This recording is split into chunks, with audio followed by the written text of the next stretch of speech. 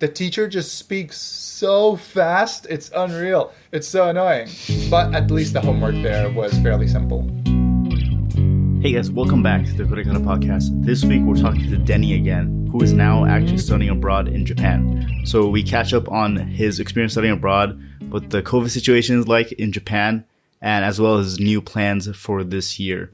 So if you like the podcast, please subscribe to us on YouTube. We're really trying to get to a milestone mark on our YouTube channel. So it would really help us out a lot if you subscribe to us. But hope you guys enjoy the podcast. Peace.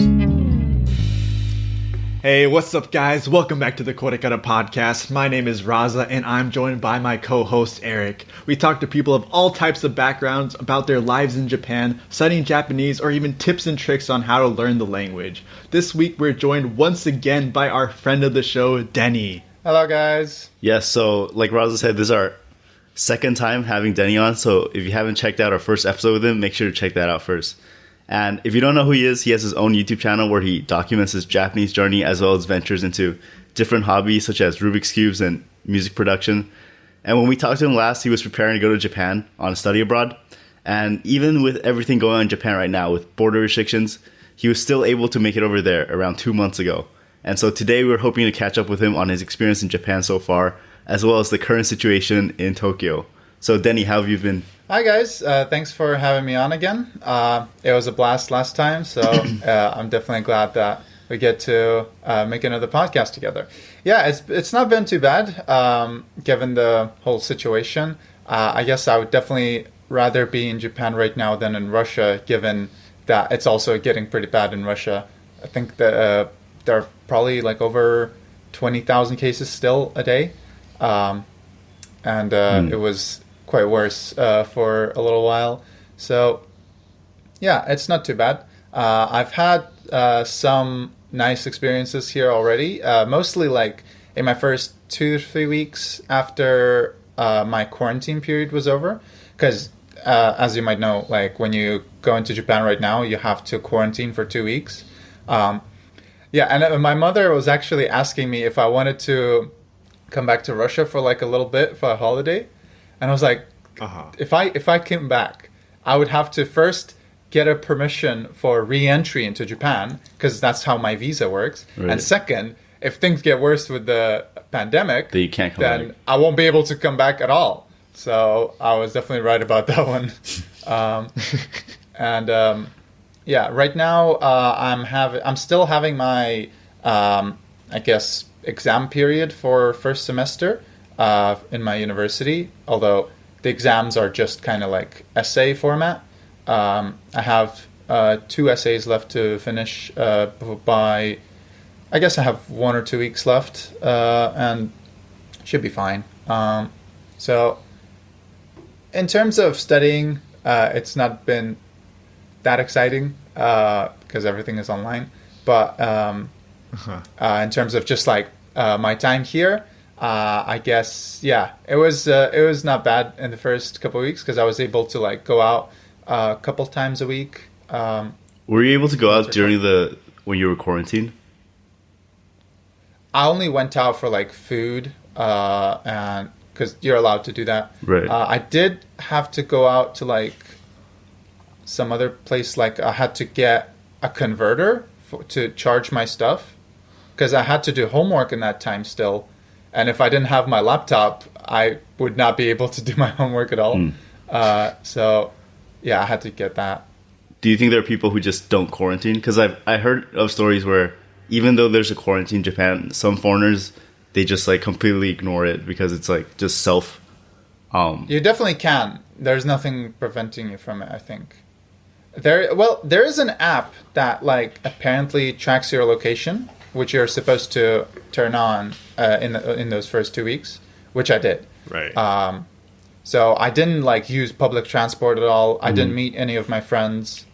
I just went out for like essential things that I had to do. And even then I would like wear gloves and a mask and try to distance myself from other people. There was one time when I just went out for a walk, but like when you're outside with nobody near you, it's like you're not going to infect anyone, even if you're infected. Yeah. So I guess like rewinding a little bit, so we kind of alluded to the state of affairs in Japan and really like the rest of the world right now. So I mean, I'm sure a lot of the our listeners might be thinking like, how is this possible? How did Deni how did he get into Japan with everything going on? And I mean, we talked about it a little bit last time on our previous podcast that it was looking kind of dicey to kind of get the whole study abroad going. So what was the magic that made it happen? Yeah, so there was a 3 month window, I guess, between like the end of the kind of lockdown period, which I think was in October. Some people were even able to come in September somehow, but Wow. for me and for people from Britain, I'm pretty sure it was from October that they started giving out visas again, student visas or like work visas, stuff like that, not travel visas. Right. And yeah, from October up until December, it was possible to come. But now that things have gotten much worse, they have declared a state of emergency again, and they're not letting people in. And yeah, it's not looking too great. Well, all calculated for you, right? Yeah, I guess it was lucky. But on the other hand, it's not like, besides that 2 to 3 week period when it was all right in terms of the like pandemic situation here. Right. I'm just sat in my dorm for the most part, so it's not too different from if I just sat in my dorm in Russia or in the UK or whatever.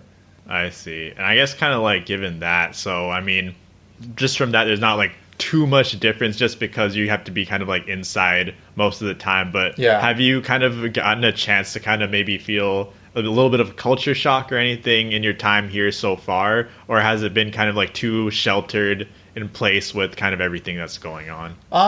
Well, no, I did. I guess there was a bit of that period. I did come here with like mostly realistic expectations because I've already been like and kind of invested in Japanese culture by that point for almost 5 years. Now it is 5 years, and Right. I was kind of ready for a lot of it, and I've already experienced culture shock from just my experience with Japanese online years ago. But there was one thing where I guess it was just like I actually saw it like more personally, where I was looking into getting a part-time job, and Right. my friend was helping me out. He was like sending me links of like various job opportunities I could do. I've still not started the process because I want to finish up my semester and then I'll try to find some work to do. But he like warned me that I might not be able to get a job with long hair and a beard. And Oh, wow. I'd be okay with like shaving my beard, but I wouldn't want to cut my hair just for a job because I've been growing it for like 2 years. So Yeah. that was kind of like, well, what do you know? But it's nothing that like surprises me. And I did kind of briefly consider, would I want to live in Japan in the future? And I've just come to the conclusion that I would not. Like, this is a very... I briefly talked about it in a recent video I made about my time living in Japan. That I would love to visit Japan often. This is like a very special place for me, and I think it's a great place to visit. But I would not want to live here like full time. So you think like after your study abroad, you wouldn't want to like even work for a short period of time in Japan? Well, in terms of work, I feel like I would have more work opportunities in Russia, to be honest, because I don't know. From what I've heard from other people, it seems like it's easier to find a job in Russia, like a more interesting, more involved job, right? But if I were in Japan, it would probably be like at the convenience store or like as an English teacher, and I don't really want to do things like that if I had a choice. So I'd probably rather just work in Russia, maybe in a Japanese company. Maybe that's an option. But yeah, I'm not really thinking much about like working in Japan. Right, right. Yeah, I mean, guys, if we see Deni without the long hair and the beard in the next video, you know he already got that job. Yeah, I definitely But do want to try and find a part-time job while I'm here, if it's possible. yeah, I mean, I feel like I'm sure there has to be one job that doesn't require you to just cut it all off. I believe. I believe. My friend did send me this one link to some like kind of Western style bar that I could try and work at, where they wouldn't really care about stuff like that, and where I would probably use both like English and Japanese, because there would be Japanese customers and English speaking customers. So maybe maybe that would be a good option. Right, right. And I mean, I kind of want to just go highlight one thing you mentioned a little bit earlier. Kind of like, it was just kind of a small comment, but like working in the convenience store, it's not about, I guess, the working part, but we've heard from like previous guests before that they really love going to or I guess they really want to go to Japanese convenience stores and kind of like have conversations over there. So kind of, given the experience that you've been to convenience stores, how would you say the experience is now that you're here in, I guess, the quarantine too? Well, not necessarily quarantine, but post pandemic Japan. Well, it's very much in the midst of the pandemic. This is the worst that it's been Oh here. yeah, no, it's But yeah. do you mean like in terms of like using my Japanese? Yeah, in terms of like how's the Japanese like within the convenience store, like is it really mundane, or do you get to explore with your Japanese? Because like it's kind of unfortunate, but in Japan they're very like closed down when they're at work. Like you don't ask them how their day is. You don't just have conversation about like maybe let's say it's a shop about let's say it's an electronics shop, and you want to talk to them about like this type of computer. They won't just have a chit chat with you. They'll just tell you like the information, right? They'll assist you, but they don't open up, which is kind of unfortunate, I think. But nothing surprising to me, really. It's just how Japan is. And even we talked about this before, but like I found it strange that I personally, when I go to like a shop, I always say hello to the person at the till, because they're a person. I think it makes sense to say hello to them. And I remember that I was like going out with a friend, and I said like "konbanwa" to the person at the till, and like they kind of like laughed, and my friend also kind of laughed. And then I asked her afterwards, like, what was funny about me saying like "good evening"? And she was like, "We just don't really say that here." But that's one thing that I don't want to like back down on. I'm just gonna say hello, even if they find it strange, because I don't know. It's just they're people. I don't want to treat them like robots. Yeah, it's gonna be one of those situations where you're like, "Hello," and they're like, "What did you just say to me?" And you're like, "That's right, I said it. I said it." However, all of that being said, I as you know, like I've been getting into music, and I've been really interested in synthesizers recently. Right. And I found this massive synthesizer shop in Tokyo, and I've actually been there 3 times already. And there was this guy whom I asked about like some synthesizer modules I wanted to get, and we actually had a bit of a chat. And then another time I went there, we talked some more, and I was like actually able to like have a genuine conversation with him. He like started asking me about Russia, because he had a bit of an interest in Russia. We talked a bit about like synthesizers, just various stuff at the shop. And I was kind of like really hesitant to like actually talk to him, but I really wanted to find some friends who are into like synthesizers. And also, I only really have one friend in Japan right now whom I like regularly communicate with, and whom I know, like I know that he's comfortable talking to me. Right? This is just one person, because it's, as you might know, like it's pretty hard to like really connect with Japanese people as a foreigner. because there's kind of that barrier. And I really wanted to like find more friends like that, and I think I was able to do that with this guy. He was very like apprehensive at first. I remember like, God, this was so embarrassing. But like, I asked him like if he had if we could like get in touch somehow.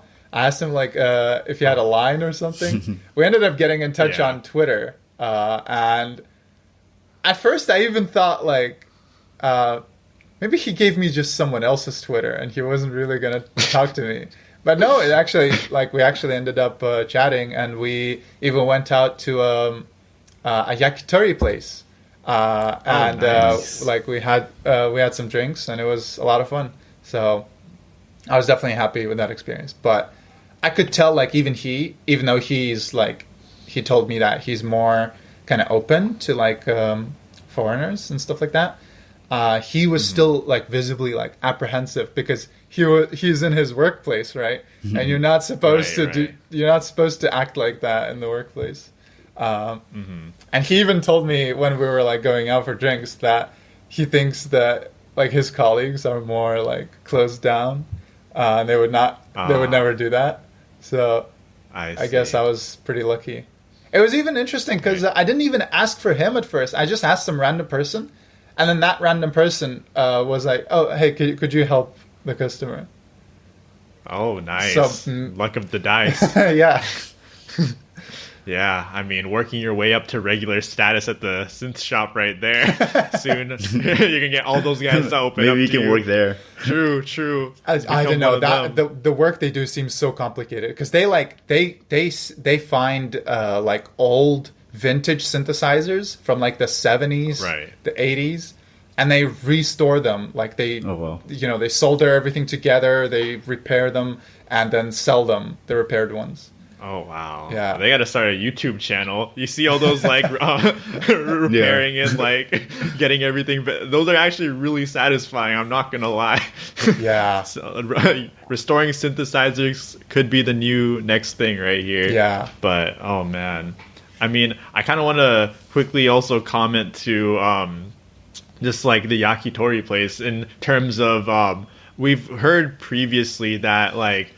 In Japan, like I guess like food places like izakayas, for example, they're taking kind of quote unquote preventative measures for like COVID, right? And one of them that we heard was they just like kind of put like a plastic sheet in front of you type of thing, and that was it. Yeah, they and do. like all the windows are cold. Oh yeah, so is that like a thing everywhere? Have you noticed that? Just out of curiosity.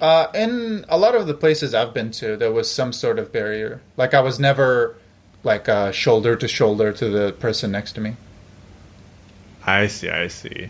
That's pretty interesting. So, yeah, I mean, now I guess you've also had enough time to do your, I guess, online university, right? Yeah. Unfortunately, online. But what's your impression of the classes so far?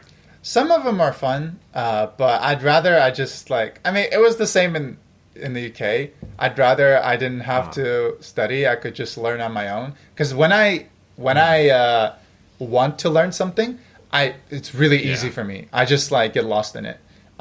Recently, I got into web development, and like I just went full in. I started like researching, learning various like I guess techniques. Well, not techniques, but like ways of implementing certain features and so on.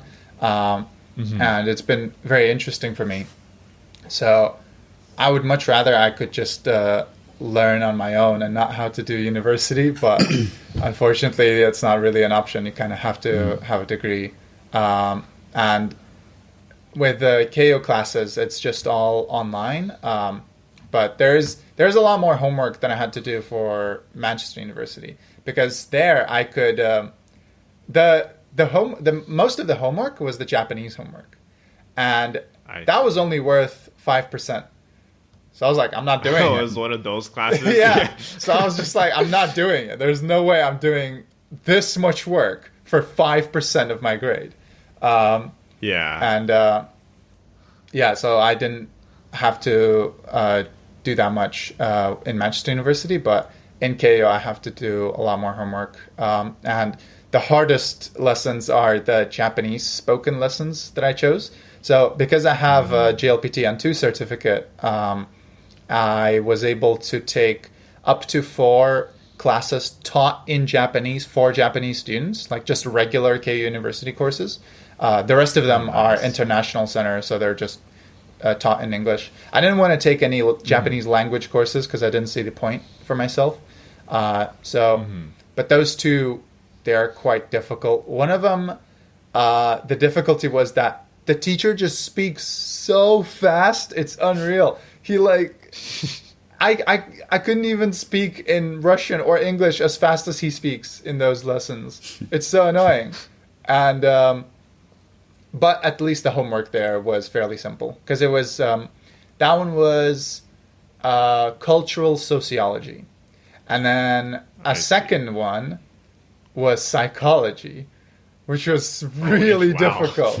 The difficult part was not the teachers speaking quickly, but it was the actual language and like the topics themselves. Like through that I learned words for like frontal lobe of the brain, parietal lobe, temporal lobe, stuff like that. I didn't even know those words in English or in Russian before I did this course. I still don't know them for Russian. So that was kind of funny. Yeah, that was a very difficult course. I hope I passed it, but yeah, that was pretty tough. And there wasn't much choice, unfortunately, because this is semester 2 in Japan. Mm-hmm. Yeah, I mean, at the very least, you're going to be able to troll some Japanese friends by diagnosing them with words that they may or may not know too, you know? Also, shout out your professor. We got to ask him for his mixtape next time. See how many bars he drops. You know that video with like I've not seen this anime, but there's some like anime with this character called Amelia who like I did see that video. Quickly. There's like a video on YouTube. And then they, like, it's titled Amelia Does Rap God, and it's just a random scene of Amelia talking with the Rap God music because you're speaking really fast. It's so funny. Yeah. Oh man, yeah, it was secretly your professor all along. He just wanted to be anonymous. Oh man. So did you get any chances to meet any of your classmates? Like, were there any group projects or anything like that? No, it's just all online. That's like the very unfortunate thing, because my biggest opportunity for socializing and making friends was the university itself. Mm-hmm. And I don't have that because of the pandemic. So I've been to campus one time, which was when I had to do my health checkup after my quarantine period was over. I actually have to do it again because I got sick because I got like food poisoning. So they want to be like extra safe. And now next time I want to go back to campus, I have to go do that health checkup again, but it doesn't take much time. So I've not really seen much of the campus. The only classmates I've met are the ones who are in the same dorm as me, which was I think only 2 of them whom I've ran into. I see. Man, that must have been really scary though. Just like when you're getting food poisoning, you don't know what it is like in the moment, right? Like, yeah, that was scary. Especially, I thought it was COVID, and especially when I found out that there was a person who got infected with COVID on my floor in my dorm, who is now isolating in a hotel. I was like, okay, well, there's no hope. But I went to a hospital that day. I actually called an ambulance, and they I didn't know how it works, so like I just asked them like, how does this work when I get tested for COVID and make sure I'm not like infecting anyone? I didn't like step out of my room at all since getting the cold. So yeah, they took me to the hospital and I got tested for influenza and COVID, and it was both negative. So then I just came to the conclusion that it was food poisoning. Because like, oh man, it was very weird that week. Do you know what you ate that might have caused that? I think it was probably a sauce that I tried. I'm trying to learn like some Japanese style dishes to cook, and one of the ones I found online involved making the sauce out of like 5 different ingredients.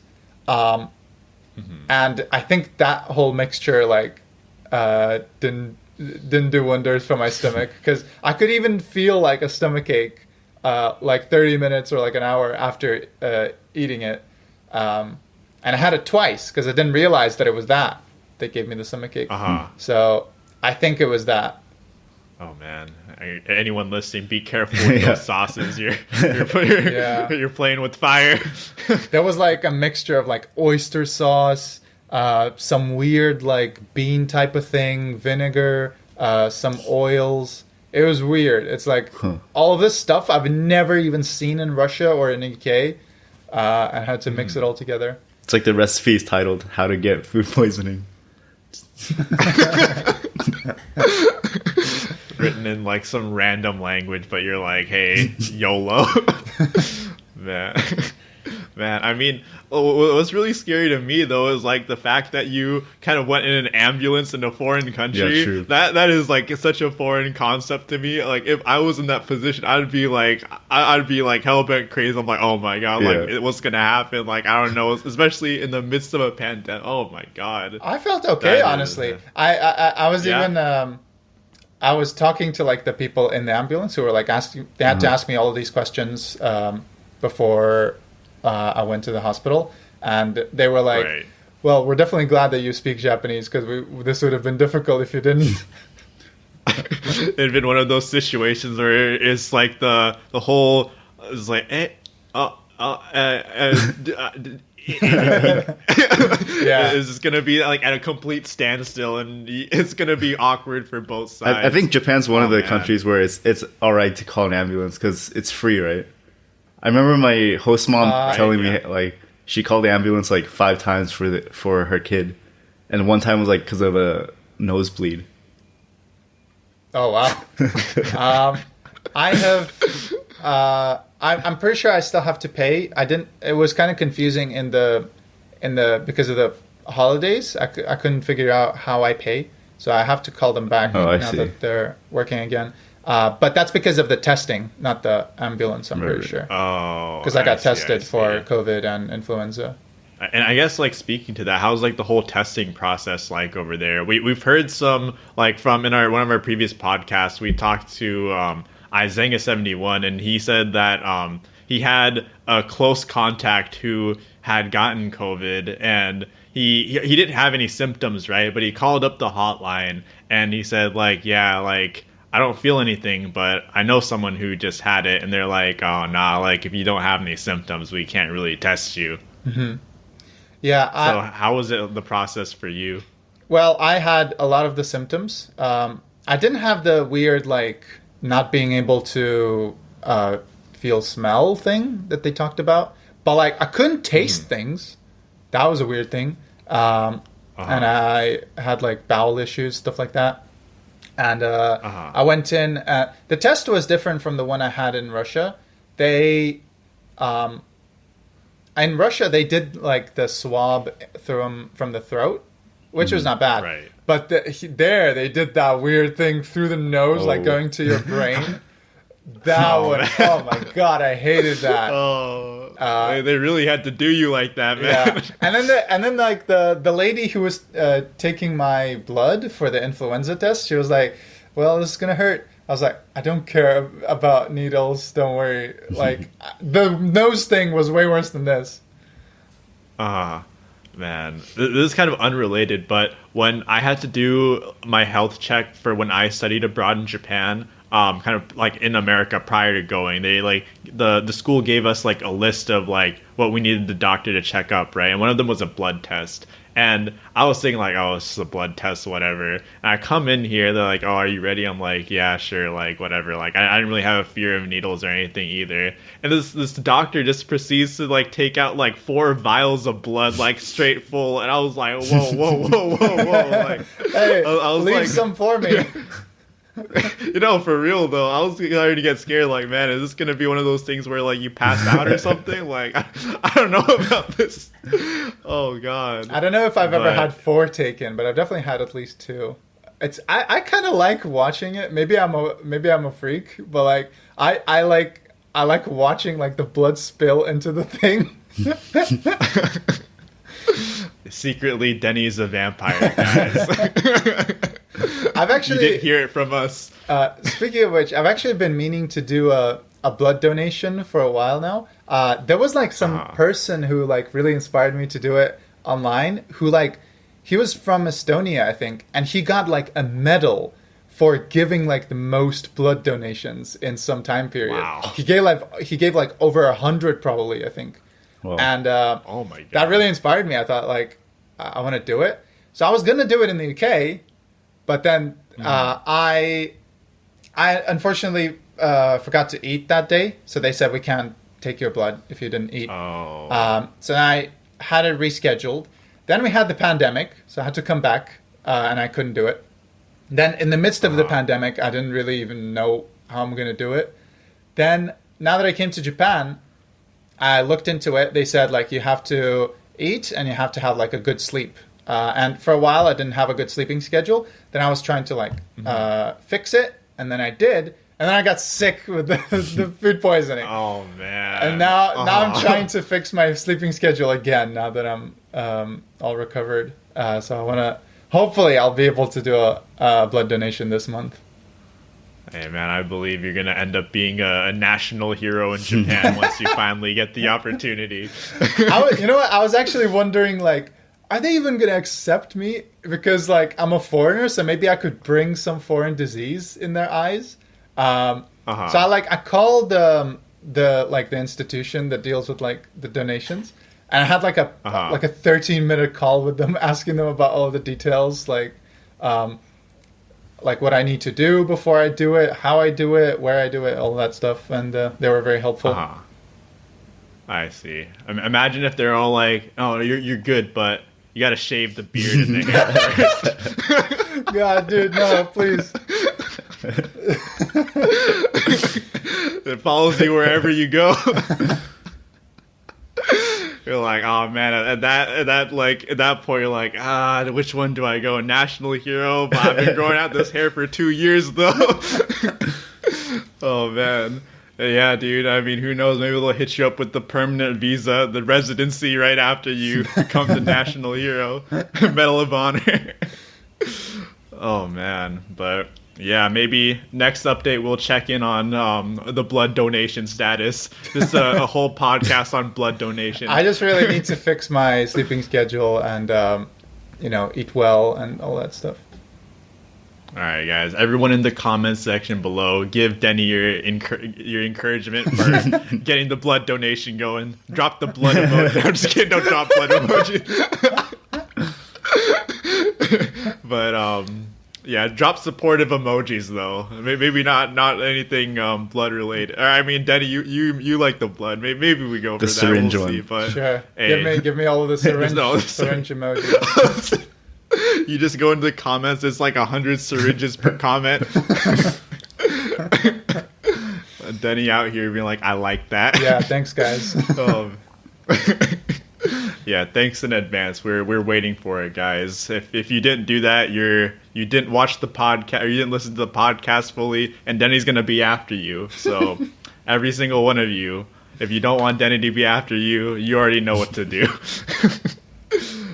So I guess now, like, another aspect of like you wanting to come to Japan was kind of being able to kind of like travel and explore the country, and really one of those things was also kind of being able to go to the countryside, right? So Yeah. I guess like less so about going to the countryside, but more so about like going around traveling. I mean, it's very difficult to go kind of outside the area of like Tokyo, Yokohama that you're in right now, but have you kind of gotten the opportunity to, like, in your 1 month update video, you were around you tried going to the Gundam factory, Yeah. but that was a no-go. It But was have you closed, gotten any other unfortunately. opportunities? Unfortunate. But have you gotten any other opportunities so far to travel around? Not really, because it's been getting worse since then. I've only really been around the Tokyo Yokohama area. Last time I went into Tokyo was before I got sick, which was 3 weeks ago.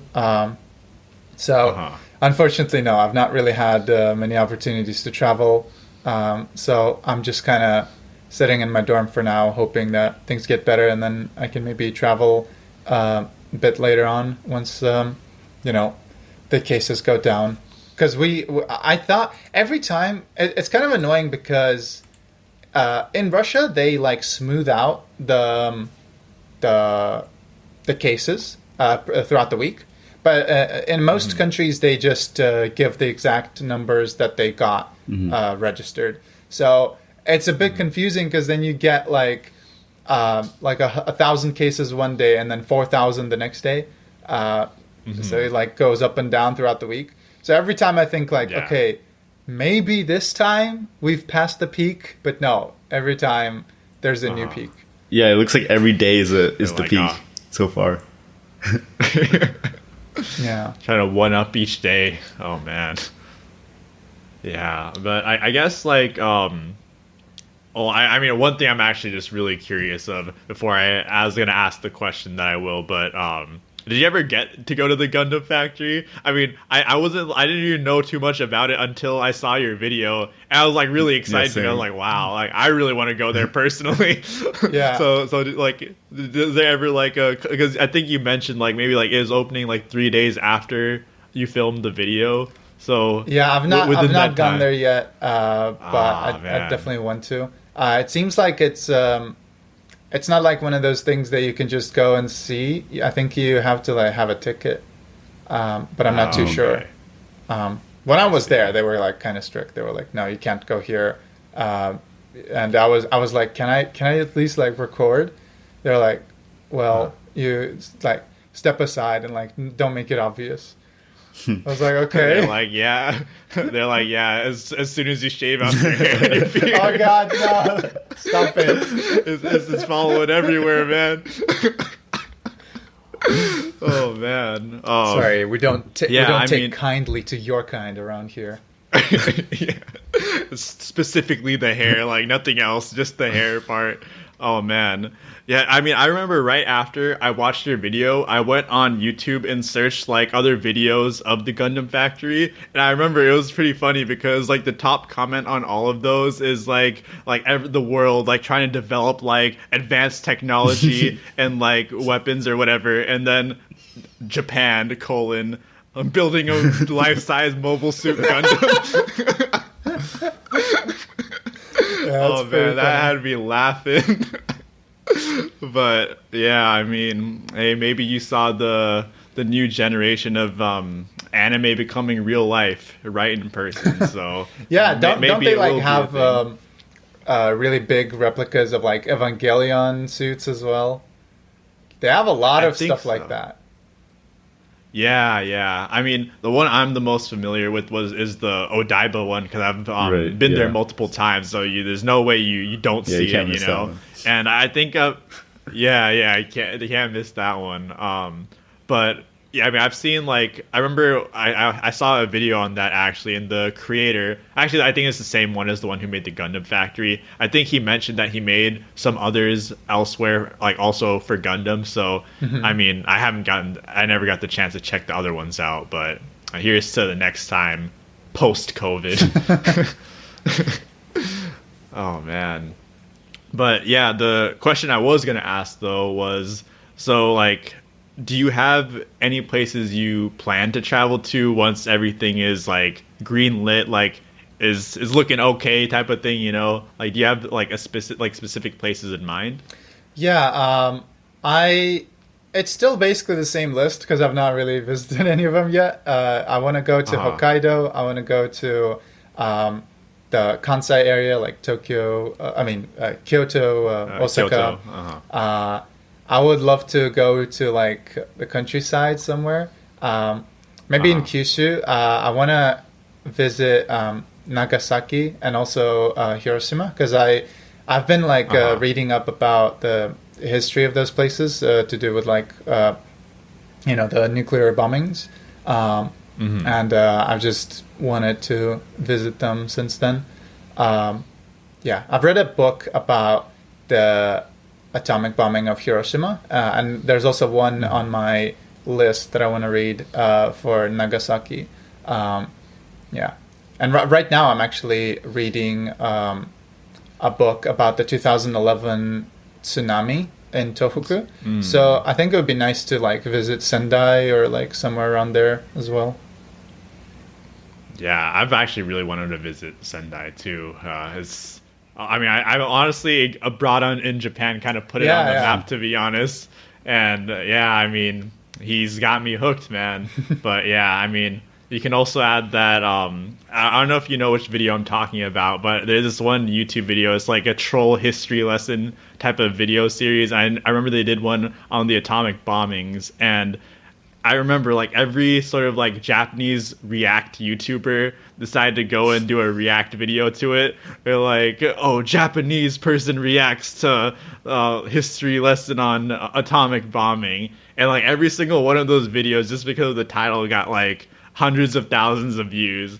I don't know if you know what I'm talking about, but hey, that's next. Are you talking about the history of Japan, that like by Bill Wirtz?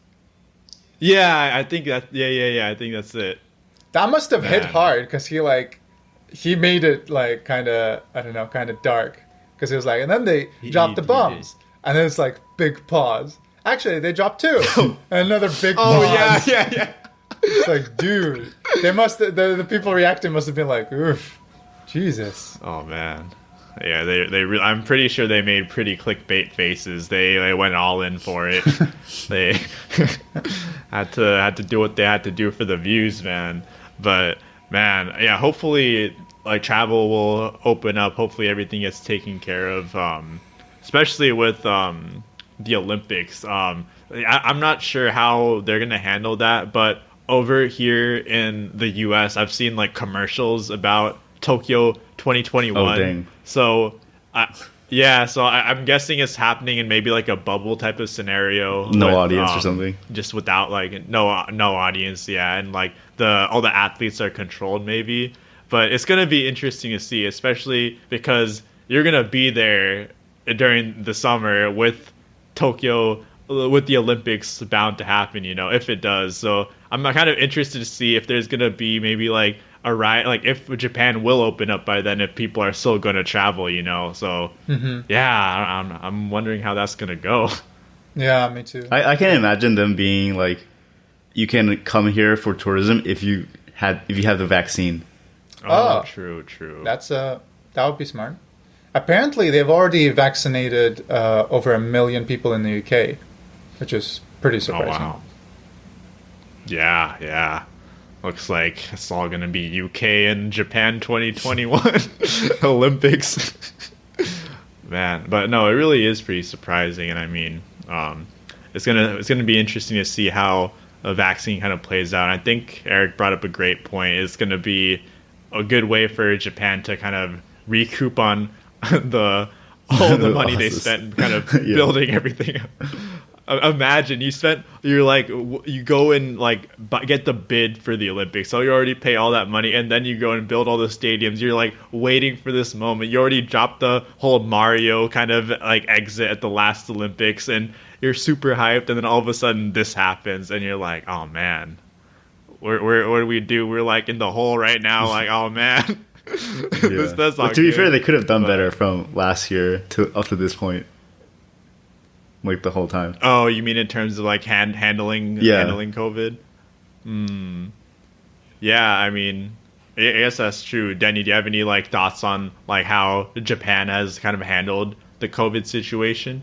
Not really. It seems like it's not too bad here. I don't know. Everyone keeps bringing up the point that they don't test people much, but I feel like it's just not spreading as much because people are more cautious. I wouldn't say it's ideal now that I've been here for a little while, because people don't distance as much. They think that the masks will protect them, but they can only do so much. Right. So I think it's even more important to like distance yourself. But when I go on like a train, or when I used to get on the train, I would just stand up, because a lot of the people would just sit down and like rub shoulders, and it just doesn't seem safe. So I would just stand up the whole time, which was kind of tiring because it's like an hour each way, but whatever. safer that way, Yeah, I guess. yeah, definitely. I mean, it sounds really scary just to be on public transportation right now, to be Yeah, honest, in yeah. general. Especially man. now. I think then we were having maybe 2,000 cases a day, or like at the peak. Because as I said, like it goes up and down throughout the week. So at the peaks, it was Right. like 2,500 cases. But now it's getting even worse. Right. So I guess like a little bit earlier in the podcast, we mentioned that you have one Japanese friend that you like regularly converse with, and kind of going on that whole social aspect. And you kind of talked about it a little bit of like, oh, it's really hard to kind of like make friends with Japanese people because of that kind of invisible barrier that you kind of have in between you guys. But I guess at least hanging out with him, like how's it been? Like, do you have like a favorite place you guys like hang out now? Like, is there, I guess, like before it got a lot worse, like I guess more towards right after you got out of the quarantine, you have like the go-to spot where you guys became regulars, or are you only regular status at the synth shop right now? We don't have a regular spot quite yet because we've only met twice since I came here. But we just like went to Tokyo, went to some like popular areas. Once we went to Harajuku, Shibuya, and then went to Akihabara. And then the second time we went to Ueno, and some places around there. Yeah, it's been quite nice. For me, like the biggest highlight was like just having a lot of interesting conversations. And I was really satisfied that like I was able to maintain a long conversation fully in Japanese. Like I just occasionally like look up a new word in a dictionary, but like that's how I learn new words anyways. So the more I speak and look up new words and like listen to Japanese, the less I will have to look up new words, right? Because I'll get used to them. So Right. yeah, I would like just speak all Japanese, and we would have like some fairly deep conversations. We even like discussed like like identity and like that the feeling of like belonging to a certain place, because he's shared with me that he doesn't feel like there's a place where he feels he belongs, because he is throughout his life he was like born in one place, then grew up in another place, then studied in another place, so he doesn't really feel like there's a place that he can call home. So that was a very interesting topic for me to discuss, because I can kind of relate to that on some level, because like I did live most of my life in Moscow, but Moscow is like such a big place, and it doesn't even feel like, I don't know, that special to me. I feel like if you're from a smaller town, you have more of an attachment to it. But if you're from a city with like over 10 million people who live there, it doesn't feel like anything. Anytime anyone asks me like, "Oh, where in Russia are you from?" I feel like it's such a boring answer, like Moscow. In fact, most people, like 1 out of 14 people, is going to say they're from Moscow. And if they're like abroad, if you're meeting them abroad, it's even more likely that they're from Moscow. Hey man, you can bring out the University of Manchester as your backup, right? Yeah.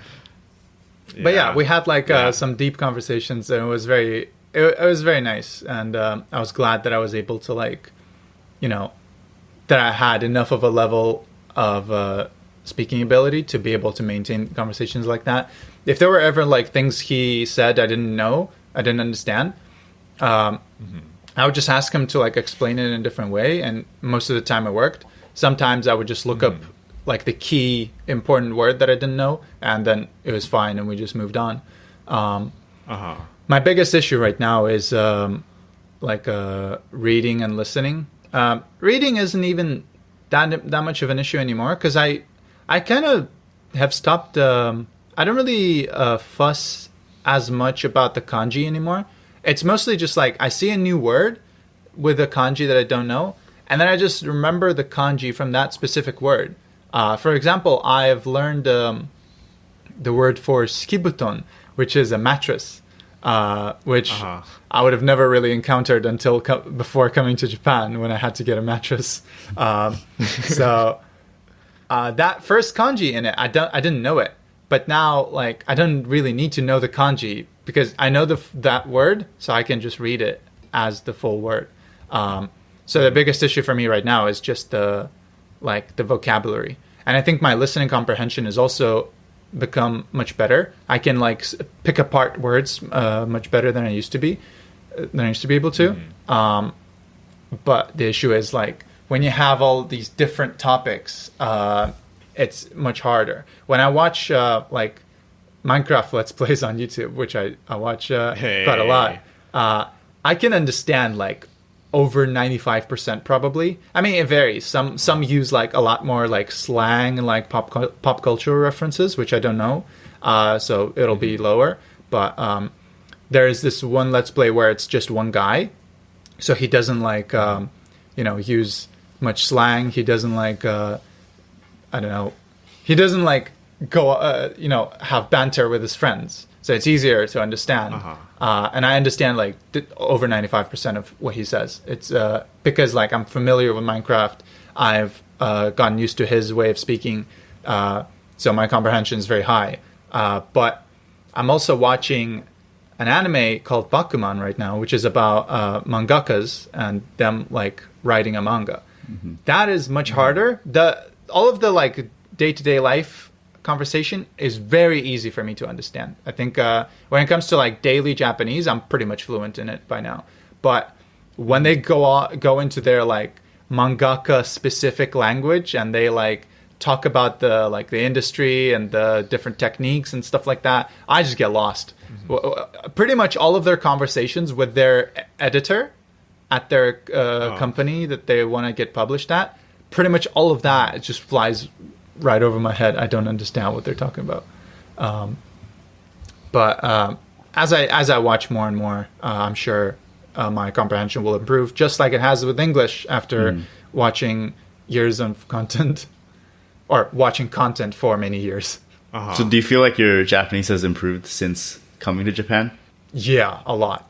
Unfortunately, I've not done that much practice in the past couple of weeks because I've just been focusing on like web development and just trying to finish up my my first semester.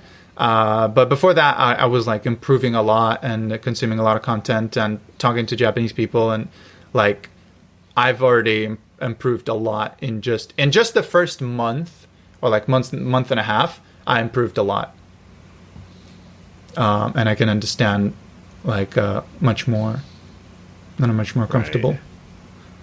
Yeah, I mean, I can't wait until you bring out the psychology Japanese to your friend next conversation. Oh, God, no. that also like just flew over my head. That was so difficult.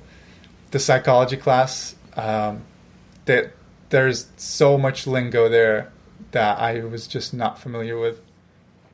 I've kind of been thinking about this topic that it's really like it's that final like, I don't know, few percent of the language that is like the most difficult. Because at this point, if we just talk about like day-to-day life conversation, not specific to a certain topic, I think I can pretty much say I'm fluent. But it's like fluency involves like getting that extra few percent. Maybe fluency is like it's such a, I kind of think it's kind of a useless term because everyone has their own definition. Let's say fluency is like 99%, because 100% is not possible. Even for a native speaker, Right. It's not possible because there's going to be some topic you're not familiar with where you're not going to understand. If I started talking about like speed cubing a lot, you guys would probably not understand what I'm talking about because there are so many different terms that you're not familiar with. So let's say 99%, right? But even like those like 95 to 99% is so hard to achieve because you have to like get familiar with at least like base level familiar with like so many different topics that come up in day-to-day life every once in a while. It's really difficult. So I think now I'm just at that stage. It's like going deeper into the different topics in Japanese, and being able to understand what people are talking about. Yeah, I feel like the last 5% is always like, it would take you the same amount of time that it took you from like 1 to 95%.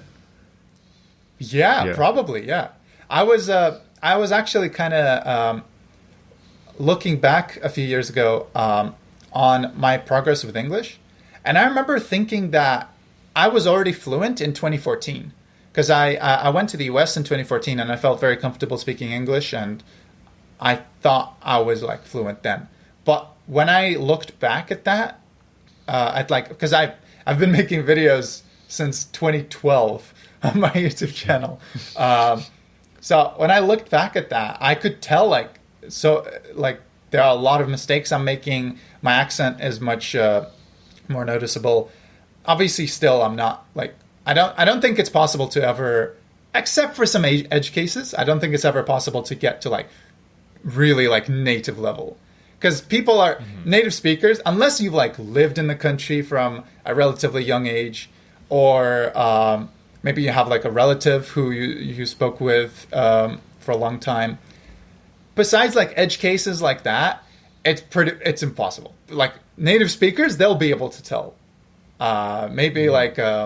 Maybe if you speak for like a few minutes, they might not catch on right away. I've had that myself. I've heard people speak Russian and I thought they were Russians, but then hearing them speak a bit more, I was like, oh no, I can tell now. So, what was I saying? Yeah, it's like I can. I know I'm still not like perfect now, but I can see now that I was much worse then. So I guess then I was at that like 96, 97%, let's say. So right. Since then I've gone even beyond that, and it's been years since that point, right? Right. So like you said, Eric, like it takes a lot more time to get those final few percent, and you will never get to fully 100% because it's just not possible. I used to play this one game called Maple Story, and it's like the final level. It used to be 200. It's like the amount of experience points you would need to go from like 199 to 200 is like 1 to 199. And I feel like that's really true for a lot of things in life. Damn. Oh man, Maple Story was ahead of its time, man. They were deep. They had the meaning in mind. Oh man. Oh man, I mean, also shout out to 2012. Maybe we see the Deni Japanese Minecraft Let's Play.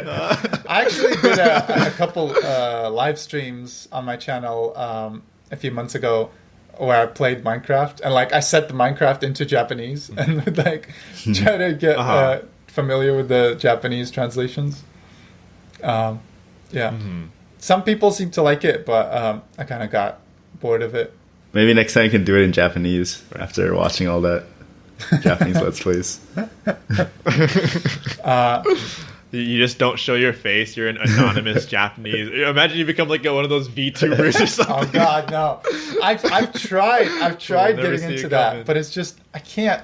I don't understand the appeal. It just doesn't do it for me. That makes two of us, but hey, apparently there is appeal to it. I wish like there was more substance to it, because it feels like it's just about the, like the cute girls playing games. If they would like tell stories and like it was more interesting, they would like discuss the games. But like they're not even. Most of them aren't really good at the games. They don't really talk about anything interesting. I think it's just them like laughing and having fun and like being cute. I think that's all it is. Yeah. We got the shots fired at VTubers out here on the KoreKara podcast. Let us know who your favorite VTuber is, so Deni can diss them in the comments section below. I think it can be. I think it can be fun. I actually, I tried getting back into it because my Japanese friend told me that he like watches some and he likes VTubers. He watches the like the popular one. There was a meme with her, Korone. Inagami Korone. She is apparently like she has a Tohoku accent, which he said like to him sounds pretty funny, or like to Japanese people who speak like standard Japanese, it sounds pretty funny. Yeah, I thought it was kind of funny. I did actually catch on a little bit in some things that she said because it did sound a bit off. There was like a song she sang with her accent. It would sound kind of funny. So yeah, I guess maybe some people find that interesting. I guess Japanese speakers. Yeah. I mean, this is super random, but I remember there's this new character that got announced for Super Smash Bros. Ultimate, right? So it's like kind of a thing where you just see people just randomly drop like reaction videos to, and you like see a whole like compilations and whatnot. I remember like randomly I got a video on my feed, and it was like Japanese VTubers, or I don't think it was VTubers, but like Japanese YouTubers react to it. And of course, you already know VTubers are going to be a part of that. I remember out of curiosity, I clicked on the video, and it was just like, it wasn't even like much of any substance. It was just like, and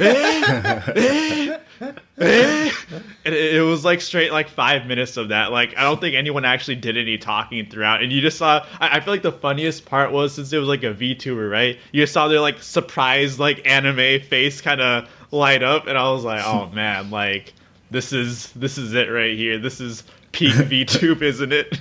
I didn't really know what I was expecting or getting into, but to be honest, I don't think most reaction videos have like much substance anywhere. That is true. That is true. You are completely right with that. That is a very true statement. Very true. You won't find substance in any of them, but reaction videos are a thing still. But hey, who are we to say anything about that? Until we make KoreKara reacts. Look forward. No, I was kidding. Oh man. But I guess kind of coming to like a closing point here. So, I mean, you've been in Japan for 2 months, and I guess you've been in I guess the kind of midst of the pandemic type of Japan here. But how would you kind of rate your study abroad so far? Because I mean, you made it inside. That was probably the hardest part that people are trying to do right now. But like, you've kind of had like all sorts of kind of experiences all over the place. But I guess if you were to give it like one like rating out of 5, or even just like a whole, you don't even have to rate it, just how do you feel about your study abroad so far? I mean, kind of mediocre, because I've just been stuck in my dorm really for the most part. Even before like it got worse, I like all of my socializing, I had to like go like really make an effort to do it. I had to like try to make friends and go out with them, because there was no opportunity to do that through university, right? When I was studying in Manchester University, like socializing just came naturally, because you're studying together, so naturally you're going to see each other and then like go out, have fun. But here I don't really see people from my university. I guess in my dorm there are people who are they're from the same university, but I don't know. It's kind of hard, because as I've said, like it's hard to break through that barrier with Japanese people and like really like become friends and do stuff together. So it's kind of hard, there are foreigners living here, but I didn't really come to Japan to learn English. I came to learn Japanese. I did go out with my friends from Manchester University who are doing my same course, so they also came to study, and they were in the Tokyo area. We went out on New Year's Eve, and that was a lot of fun. New Year's was kind of sad for me, because in Russia, New Year's is the main holiday. We do have Christmas, but I don't celebrate Christmas because I'm Muslim, and I'm from a Muslim family, so I never celebrated Christmas. And even then, Christmas is on the 7th of January, and for the most of the country, the main holiday is New Year's. People don't really care about Christmas.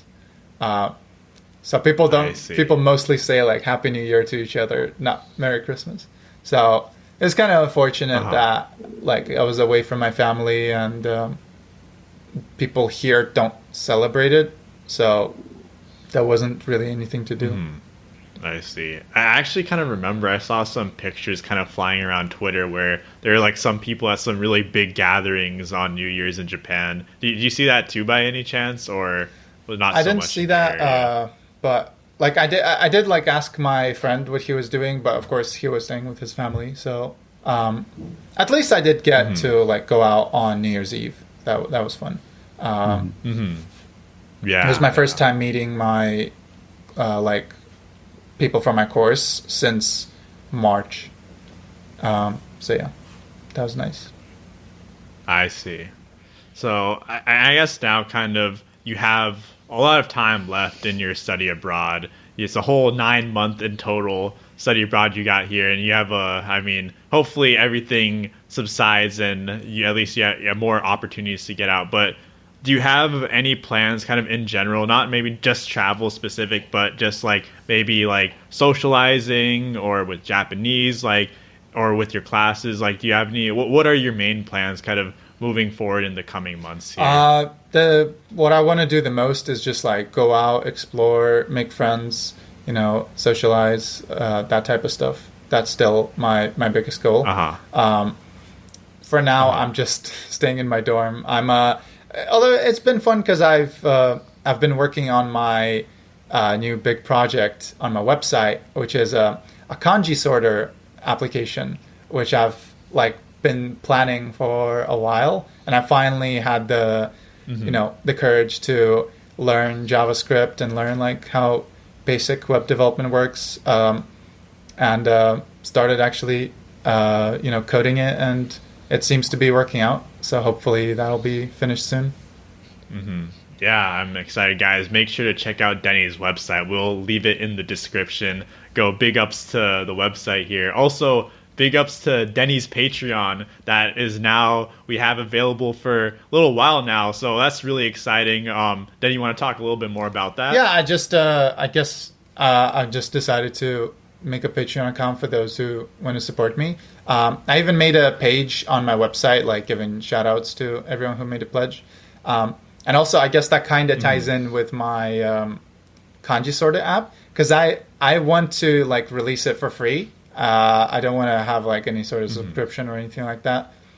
So what it does is like you can, it does two main things. One is you can input a text and then sort out the kanji from that text, and then sort out by like how often they come up in the text, by stroke count of the kanji themselves, by their frequency of use in newspapers or novels, stuff like all sorts of ways, by JLPT levels. And then the second more interesting feature is that you can put in like your list of kanji. Like let's say you have an Anki deck for your kanji, which I do. You put that in, it sorts out just the kanji, because there's a lot of noise along with it. It sorts out just the kanji from that deck, and then puts it into a list. And then when you put in a text, it can give you just the new kanji in that text, like the kanji you don't know. Or it could be the opposite, like it just gives you the kanji you do know, and stuff like that. So, and I also have a feature where you can import a list. Like there's a built-in feature to import a list from like newspapers, like frequency of uses, newspapers, novels, stroke count. You can input the Joyo kanji list, any of the JLPT exam lists, all that type of stuff. The whole library I have built in is over 27,000 kanji, which is like pretty much all of the Unicode characters. And it works for like Chinese, Korean, and Japanese. I hope that... I just wanted to use that for myself. I originally made it as like a very simple console application for Windows. And it was very clunky to use, very impractical, very slow, terrible. But it worked. I was able to like find new kanji from texts. But I've been meaning to like learn JavaScript and make it a web application. And now I'm finally almost finished it. There are just a few features I want to add. And I also want to make it so that you can like sign in and then save your list. So next time you don't have to put it in again. So I want to make it like available for free with no ads. And then those who want to like support the project, they can support me on Patreon. Great. All right, guys, make sure to support Deni. This is a really exciting project coming up. We're really excited here at KoreKara. And yeah, make sure to subscribe to Deni on YouTube too. We'll have all the links in the description. It was great talking to you. I think we'll wrap up the podcast here. But Deni, as always, we do the KoreKara message to the listeners. And real quick, before you drop your message here, just want to shout out a little... make sure not to go and cut your hair and your beard, man. No. just from us to you, man. It's gonna stay. At least for now. It's gonna sound great, perfect. At least for now. All right. Well, we'll see the update video, see if you got the job or not. But yeah, with that, Deni, what is the message to the KoreKara listeners? I think my biggest message is like, even if you're kind of stuck inside, like a lot of us are, I think this might be a good opportunity to like try and learn something new. I think I've personally learned quite a lot in 2020. That was the year when I've read the most books I've ever read, which still wasn't that much. I think it was 13 books, and then I started another one, and then I learned JavaScript and started programming apps on my website. I already have an app I finished, which was kind of like I guess for me to like learn the basics, which is just a simple like time calculator app.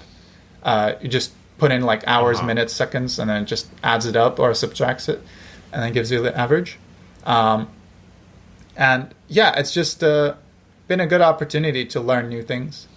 So that's my message. Try to use this opportunity to learn something new, because it's fun. I don't know. I personally find it very fun to learn new things.